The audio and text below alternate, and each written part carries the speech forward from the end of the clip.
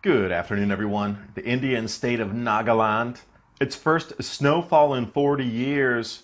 That would encompass the green area to the east, as well as the non-migratory Giffen vulture from the Himalayas. Turns up in Singapore, down near the equator. Parts of China's Yellow River frozen solid. And Idaho making the rounds with deep snows. Media would have you believe it's all because of CO2, but the 18th century, warmed naturally. It's a sine wave. What are the scariest things happening in the world right now that could devastate your retirement and savings? The Iran conflict or the disruption of global oil supply in such an event? Global stock market crash? Highly possible. What are you doing to protect yourself from the potential of major economic turmoil? Many are turning to gold and silver, and Patriot Gold Group is Consumer Affairs' top-rated gold IRA dealer. Call today or request a free investment kit. The link's in the description box below. PatriotGoldGroup.com. And now, on to the video.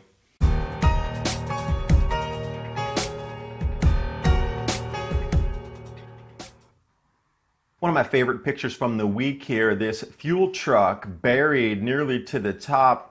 I thought snow was going to be a thing of the past. Well, I guess not in Idaho. You can find this one over on Strange Sounds. Again, I've linked everything in the description box below because I think tonight the correlation of animal movements and new snow patterns in the Himalaya, especially to the eastern Himalaya, is giving us a signal that things are changing and wildlife is responding to it. Because as you know, animals are much more sensitive to magnetic movements and anomalies than we as humans are. Now, the Indian state of Nagaland, first snowfall in 40 years, considered a, quote, uncommon occurrence in Nagaland. Temperatures dropping right down near freezing, again, unusual because it's a low Himalaya. Here's Assam right here, Nagaland, Arunachal Pradesh. Borders right there with Myanmar, otherwise known as Burma, back when the British controlled it. But these are the northeast states. There's been quite a few videos because it's such an unusual event. Nagaland snows. I mean, this is record snowfall up there. They're looking at feet and feet of snow when it usually doesn't even snow at all. The corporate media will try to smooth it over and say, oh, first snow in 40 years. But look how much first snow in 40 years. That's well over 1.5 feet.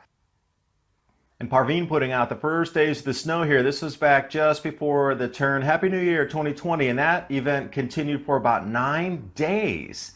Now, in a place that gets very little or no snow for an entire decade, multi-decades, and then it snows for 9 days straight, weather patterns have shifted.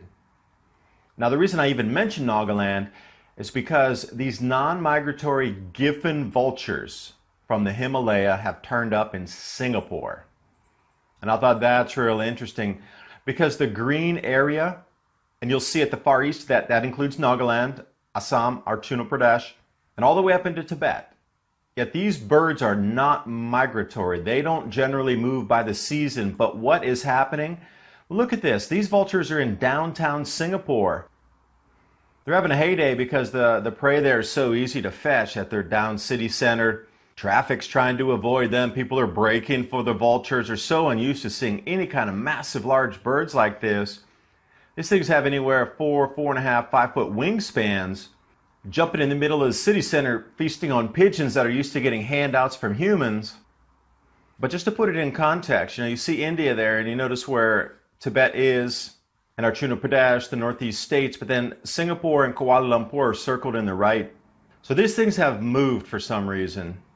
And animals don't generally move unless their senses are telling them to move, and the magnetic fields are out of kilter, where it's causing them to move southeast about anywhere from 1,500 to 2,000 miles. So what's going on there? That is definitely an anomaly. We've seen a lot of Arctic birds also turn up in England and further south parts of Europe this year. So our magnetic field is weakening anyway. Are these animals responding to it and giving us advanced warning? Because vultures with 5 foot wingspan popping up in Singapore, if I was living in Singapore, I would go, geez, that's a sign. And the cold snap continues. It hasn't let up since that point, and I'm trying to show you the progression here. It's gotten even heavier.